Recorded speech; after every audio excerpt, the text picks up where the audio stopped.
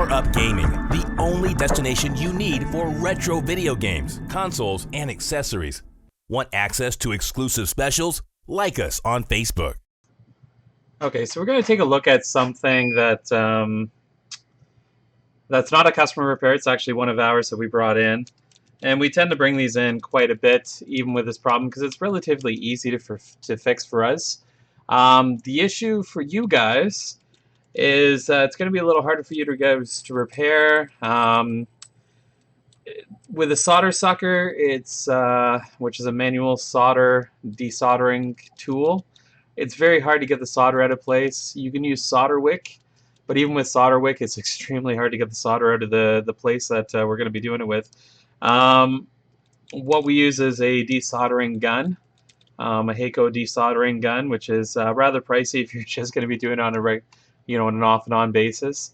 And the other problem is that the tactile switches in this case are extremely hard to find, and usually you have to buy them in bulk. So not necessarily something you can do at home, but we're going to show you how to do it. It's a job that I kind of have fun doing, and end up doing it quite a bit. So anyways, without further ado, I'll show you so what we're going to be working on right now is Gameboy Advance SP, and this is a 101. This is a backlit model. And what I'll do is I'll just turn it on here, and you can see nice, good display. I love the backlit Gameboy Advance SP, and this one's actually a beautiful one. No major scratches anywhere on it. Very good condition. Now, the shoulder buttons typically change the width from widescreen to the 4:3 format. And the left button is supposed to make it the stretch, and the right button makes it to the 4:3. As you can see, when it makes it 4:3, the right trigger is very hard. The left one actually makes a very good click noise. When you actually click it, it works, but takes quite a bit. And actually, the right one's starting to work a little better now that I'm actually hitting it a bit more, but it's not working so great. So what we're going to do is we're going to open it up, take a look at it, and I'll show you what's involved in actually doing that. Okay, so we'll just turn this off. Flip over. Pick up the game. Okay, so we'll zoom in on this one. So first off, we need to take out the battery. So just one little screw here. These are really easy to work on. That's why I love working on them. The one thing you do need is a tri-wing screwdriver for the most part to actually work on one of these guys. Most of the screws are tri-wing to actually get into it. There's one just in the battery compartment here. There's one just where the cartridge slot is. And then there's 4 holes where the other guys are. Again, magnetize your screwdriver beforehand. Makes it a lot easier. So another one right here.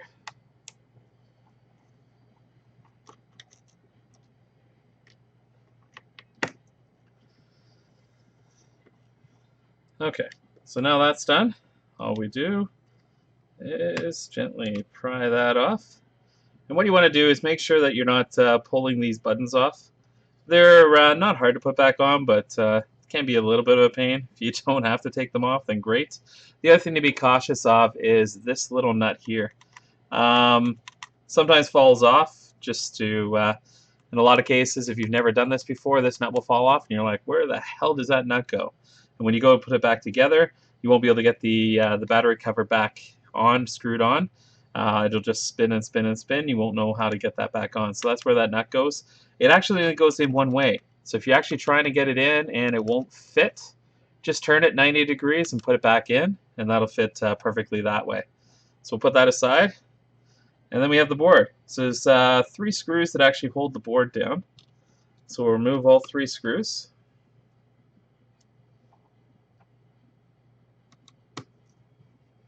And these are just regular Phillips screws. Just a nice small Phillips screwdriver will work on these. And then that's it. So the one thing on the back side is the ribbon cable which you can see right there. And what you're going to do is just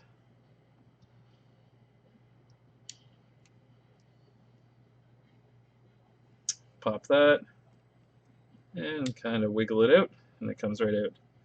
So the other thing to actually do is to clean up these buttons. These buttons get really, really gross. So it's always recommended to clean both sides. Clean the actual board with a little bit of isopropyl alcohol. The higher the percentage, the better. Clean the little rubber pieces. Take the buttons out and clean the buttons too. They do get really, really disgusting, and your system will function a lot better. So we'll put those back on for now. Okay, so what we want to look at is basically these tactile switches here. So these are the little tactile switches. So these tactile switches actually have 4 points on them, and the ones that we're actually putting in only have 2 points on them. This is the closest compatible tactile switch that you can actually find as a replacement for these guys. I've searched long and hard to try and find perfect replacements that actually have the 4 points, because the 4 points are going to hold in better than the 2 points, but there's nothing out there. And these ones seem to work perfectly. I mean, the one thing is you got to make sure that you get a good solder points on there, and they're properly anchored in there. So we like to get quite a bit of solder blob on there. Make sure that the solder is heated enough that you get the solder flowing through the actual via all the way to the top of the tactile switch on this side of the board. So what we're going to do is, this is our desoldering gun.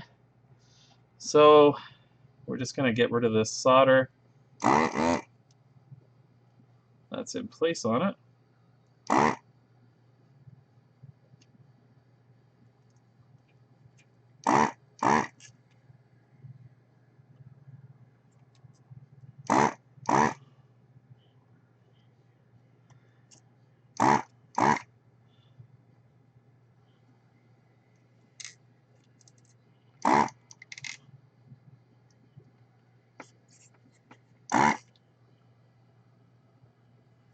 Sometimes it takes a few tries just because they're the way the actual pieces are. They can be a little... The arms are kind of waved, so they can be a little annoying to get off. But at that point, you can usually wiggle them out.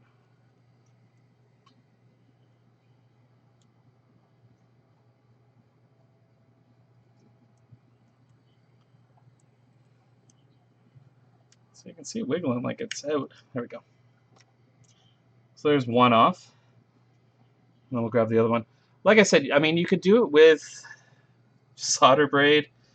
With a little bit of care, you could probably do it with a solder sucker.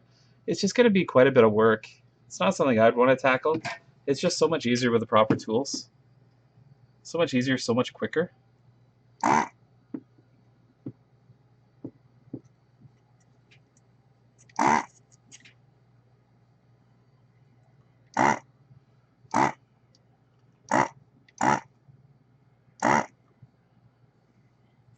I don't like things to be any harder than they have to.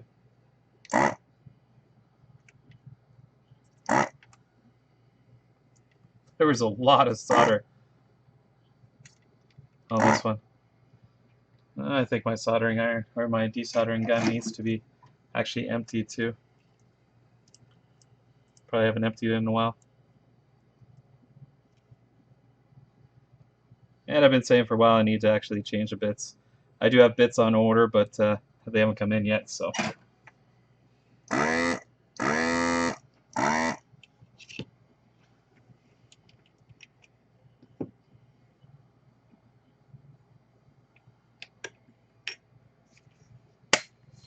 it's getting a little clogged. So it's not sucking the same as it should.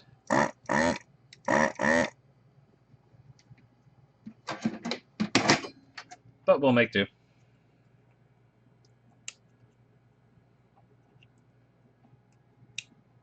There we go. So there's those two out. And sorry if I was off camera there. It's harder with a zoomed in camera. But anyways, okay. So the next thing we want to do is actually get these guys in place. And what I typically do is just kind of hold it in place.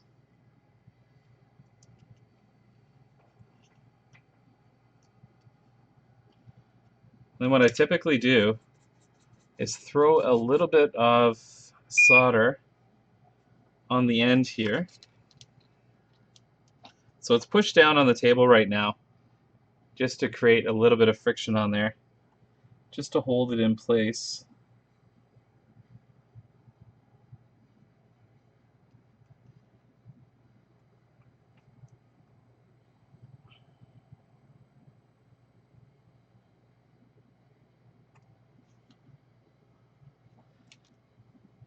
Okay, so that point's in place, and then I'll go back to the first one. Get a good amount of solder on there, and then I'll go back to the one that I used as a placeholder and put the solder on that point. And make sure that it actually goes through the top very well, and that it's sitting nice and flush, which it is. And what you can actually do is go back and actually just trim those down a little bit, because the pegs do go through quite a bit. And then we'll go through on the other one. Again, apply pressure. Well, once we get the soldering iron ready, and obviously I just knocked it out. I'm sure I could use a screwdriver or something to kind of... As long as you don't knock it, you're fine. Maybe I should actually try lighting up the area. This is not the best setup. I want to get a nice microscope in the future for the camera.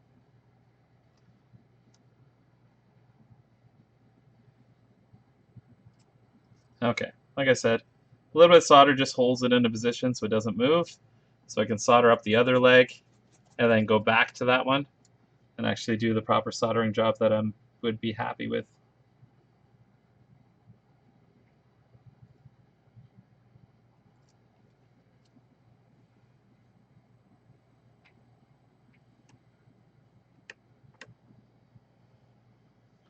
Saw a little bit of solder actually jump there. So I'm just going to look through the microscope or through the magnifying glass for a second there. Just want to make sure that I didn't have any solder jump.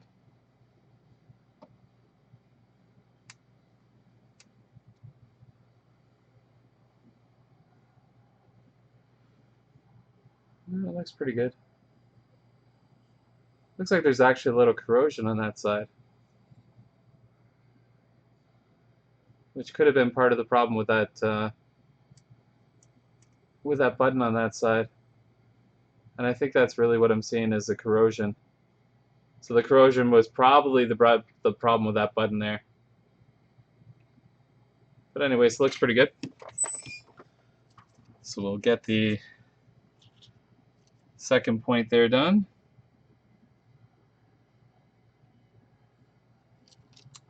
Okay.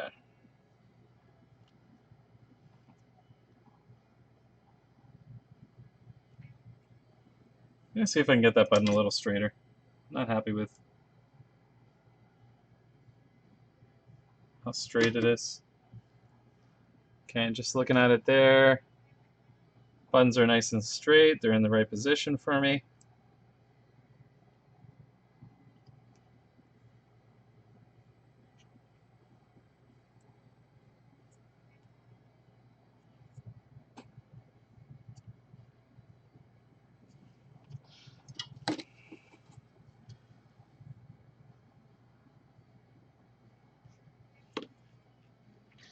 Just gonna see if I can firm this up here.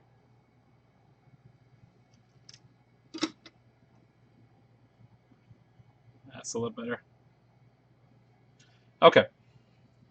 So what we'll do is we'll hook it back up to the ribbon cable and we'll give it a test.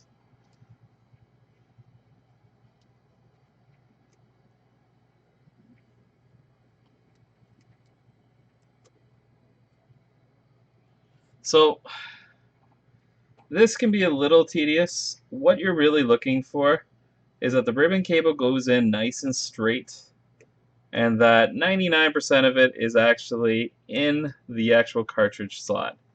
You'll see a little bit of gray, or a little bit of the gold cartridge showing, or a little bit of the gold connector showing, but not much. And actually, first time I got it in there, there's actually a little bit too much showing. So I'm just gonna get it in, but you have to be careful with it too, because these ribbon cables are actually very, very sensitive too, and you can actually rip them pretty easy. So you got to be careful not to actually rip them too. I got it nicely on the one side, didn't get it on the other side.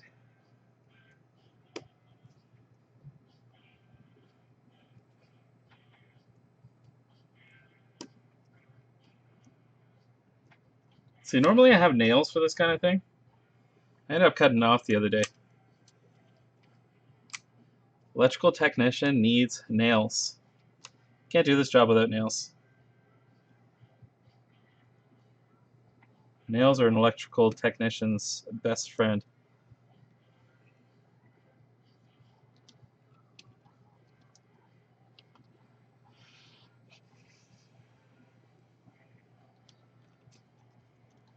Okay. So, we don't need to put the screws in place.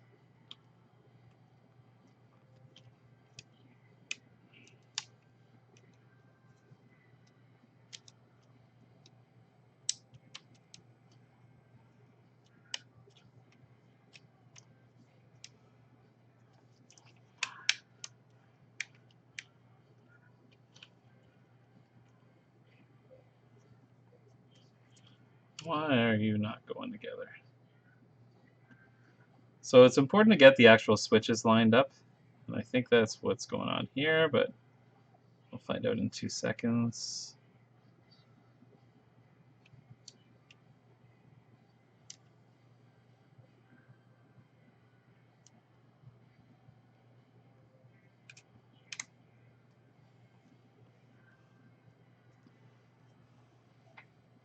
Okay. Volume's working, power switch is working, we're all good there. Doesn't seem to be... Not happy with the way it's sitting, actually. You know what? Maybe it's because I didn't cut off the legs. I think maybe the legs are too long, and they're actually... Because I remember I mentioned that I would actually cut off the legs, and I never did. It's a step I always mean to do. Most of the time it doesn't actually cause interference. And I remember I said you could cut off the legs because they're kind of long. I think they're actually causing interference for the first time, really. Putting a little bit of pressure on the backside. So what we'll do is we'll just carefully trim those.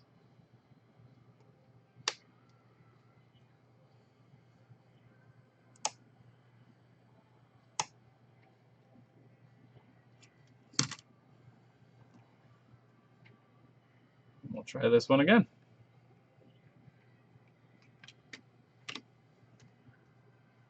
Ha, perfect. So that was the problem. So to have actually followed my recommendation and actually trimmed those off at the very beginning, we wouldn't have had that problem. I don't think I've trimmed those off before. I've done this repair a million times. It's never been a problem. Oh, game.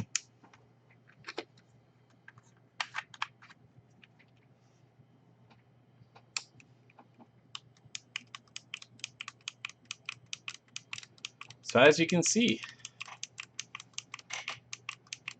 now these tactile switches are really, really effective. Every single time you click, it does go the first time. The one thing I've found about these tactile switches, for the first little bit, they are a little bit loud. The thing is that you don't have to use them for a lot of games. There's very few games that actually use the tactile switches, even in the Gameboy Advance. So you're not going to drive yourself crazy. But they are highly effective as replacements. They'll last you a lifetime. So I guess it's a good trade-off. You know, you're trading off one thing for another one, but they do work extremely well. So anyways, thanks for watching. Please subscribe, and hopefully this helps you.